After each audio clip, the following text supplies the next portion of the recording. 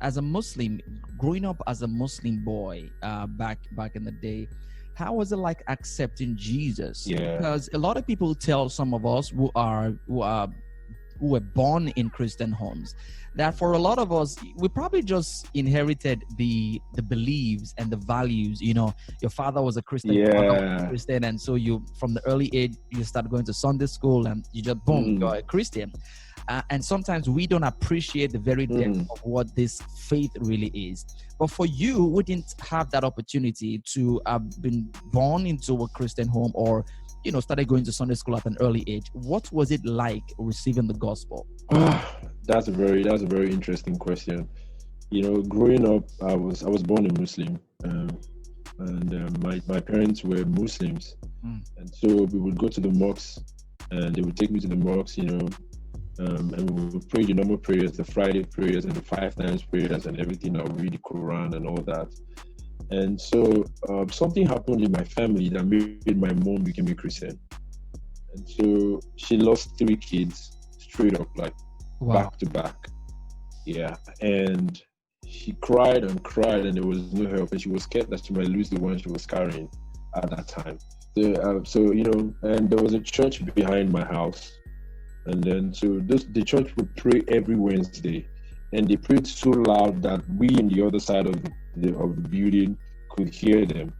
And so my mom said, okay, maybe she should try and go to this church. And then she went to the church, and right there, she gave her life to Christ. Wow. And because I was her first child, she carried me along. Mm. Because I'm her first child, rather, she carried me along. And then that was it. And then, so Wednesdays we'll go to that prayer meetings. Friday I'll follow my dad to the mosque. So at some point, I became, like I said, gradually started getting matured in my faith, not in my faith, but in knowledge, to ask questions and to get answers. Because I grew up, a traditional family where you're not allowed to ask your elders. You're not Yeah. allowed to ask your elders. Yeah. So I asked my dad. I said, Dad, why is it that we don't talk to Allah? We don't like Mm. have a conversation with Allah. We just always wash our legs, pray 5 times, and leave. But in mom's Mm. church, we talk to God. Like, we have conversations with God. Mm. Pastor will tell you to talk to God. So you don't have a pattern of what to Mm. say to God. You just flow. All But right. here in the mosques, you have a pattern. You do this particular thing for a long time. I mean, forever. Pray 5 times, say the same words. Mm. And my dad couldn't answer the question. And at that point, he knew that I was gradually falling out of place.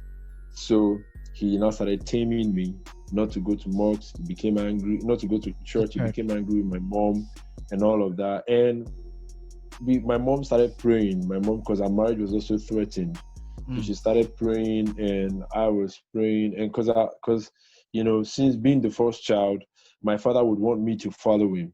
Mm-hmm. So my mom started praying because she knew what she had tasted, and Yeah. she wasn't going to go back. And so she started praying for me to come, because she really wanted me to be in this line. Because if I become a Christian, it will be easier for my siblings To to follow follow through. suit. Mm-hmm. Yeah. So Wow. and gradually my dad eased off the idea of you not going out, I would disown you and all of that. And I started going to church. And gradually I stopped going to mosques. And in going to church, I started having friends, and I was committed to the Wednesday prayers. It's amazing how I didn't start going to church on a Sunday.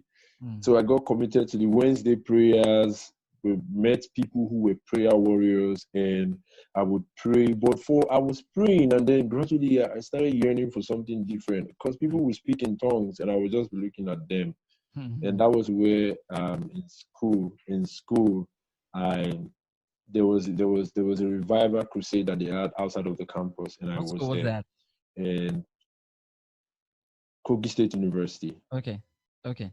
yeah, in the north. Yeah. So I was there, and I prayed.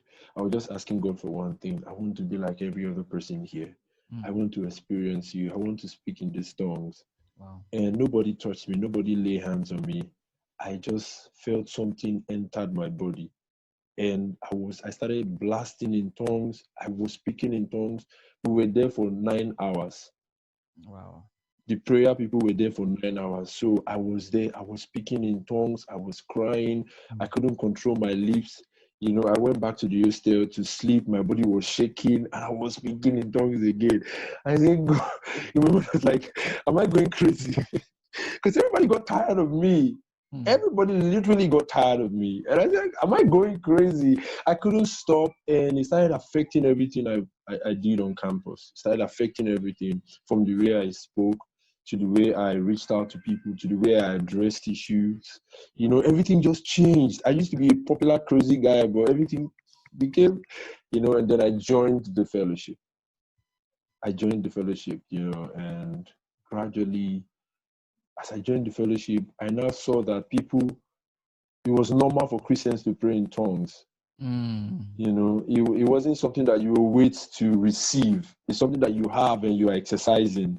Yeah. So I started learning how to exercise the speaking in tongues, and I became more powerful. I gained more control over it, and I could speak it at any time. And that was where my Christian journey started. Amazing. And I changed my name and all of that, and whole life, everything just changed. Amazing. And I said, you know what? Since I became the music director on campus in my fellowship, and I didn't go for it. I didn't know how, because one time in my departmental fellowship, the music director said he heard me singing downstairs, and since I was new to the fellowship, he said I should sing, and I sang, and everybody went, wow. So I didn't know he was a music director in my first fellowship too. So he called me and said, there's something happening in my first fellowship that I should be coming. Something is happening, something they're saying a lot about me, that I should come and defend myself. I took a bike, ran straight to the fellowship, and everybody started shouting. And that I'm the new music director. Wow. I don't know how to do this thing. I started crying. I don't even understand what leadership is all about. I don't even know how to even lead myself. Talk more of leading a whole choir. And then God helped me. Wow. God helped me. That's today we are celebrating. Yeah. That's such a journey that you have been on. Such a journey. I'll tell you. So easy to listen to Praiseworld Radio, Africa's #1 online gospel radio station on the go. Simply whip out your phone, go to your app store, search for Praiseworld Radio. Download the app, now install. That's it. Launch the app to tune in anytime by tapping the icon. Guess what? It doesn't even burn your data. With less than 15 MB, you can stay tuned for 1 hour. Isn't that cool? You can also enjoy lots of interesting features by navigating the app. So, what are you waiting for? Download the Praiseworld Radio app today.